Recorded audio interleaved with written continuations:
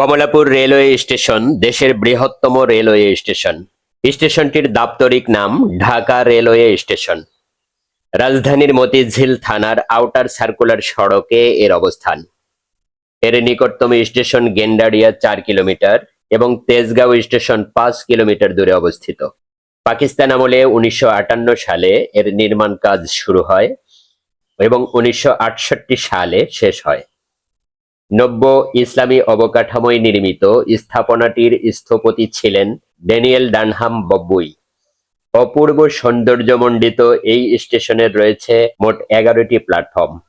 দেশের প্রায় প্রতিটি বিভাগ ও জেলার সাথে রয়েছে এই স্টেশনের রেল যোগাযোগ।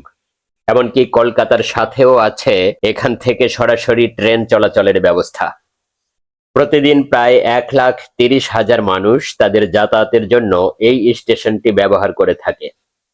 বাংলাদেশের যোগাযোগ খাতে কমলাপুর রেলওয়ে স্টেশনটি অত্যন্ত গুরুত্বপূর্ণ স্থান দখল করে আছে। পদ্মা সেতু দিয়ে রেল যোগাযোগ স্থাপিত হওয়ার পর খুলনা ও বরিশাল বিভাগের জেলাগুলোর সাথে ঢাকা রেলওয়ে স্টেশনের ব্যস্ততা আরো বহুগুণ বেড়ে গিয়েছে। স্টেশনটি পাকিস্তান আমলে নির্মিত হলেও এখানকার রেলপথ নির্মিত হয় ব্রিটিশ আমলে।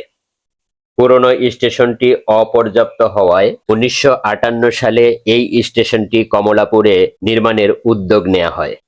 দেশ স্বাধীন হওয়ার পর এখানে দেশের প্রথম অভ্যন্তরীণ কন্টেইনার ডিপো স্থাপন করা হয়। বর্তমানে এই স্টেশনকে ঘিরে মাল্টিমোডাল পরিবহন হাব নির্মাণের কাজ প্রক্রিয়াধীন রয়েছে, যা ২০৩০ সাল নাগাদ শেষ হওয়ার কথা। স্টেশনটি বর্তমানে বিভিন্ন সমস্যায় জর্জরিত। সেগুলোর মধ্যে অন্যতম হল ভাসমান জনগোষ্ঠী, প্ল্যাটফর্মের উচ্চতা, নিরাপত্তাহীনতা, অপরাধমূলক কর্মকাণ্ড, পদচারী সেতু ব্যবহারে যাত্রীদের অনাগ্রহ, কুলিদের সমস্যা, তথ্যের অপ্রাপ্যতা, কালোবাজারিতে টিকিট বিক্রয় ইত্যাদি। সকলকে অসংখ্য ধন্যবাদ।